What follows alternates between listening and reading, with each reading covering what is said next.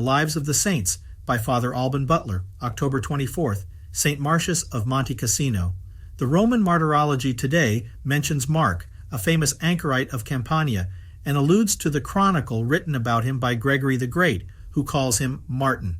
St. Gregory recounts in his dialogues that many of his friends had known Martin personally and had witnessed his miracles, and that he had heard much about the holy Anchorite from Pope Pelagius I. Martin lived alone in a narrow cave on Mount Marcius, Mondragone.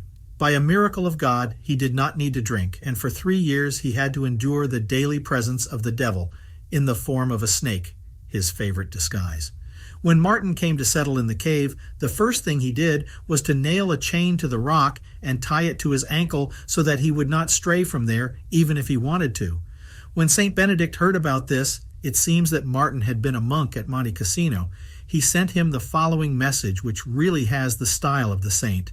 If you are truly a servant of God, there is no need for an iron chain. The chain of Christ is enough. St. Martin then took off the chain and later gave it to his disciples as a gift to replace the fragile rope of the well. Above the hermit's cave was a huge rock, and the people lived in constant fear that it would collapse on him. Finally, a certain Mascater showed up with many others to bring the rock down. Martin refused to withdraw from his cave, but gave Mascater permission to proceed to roll down the huge boulder. The workers hardly dared to touch it for fear that it would crush the hermit. But the rock jumped without touching the cave and rolled down the mountain without hurting anyone.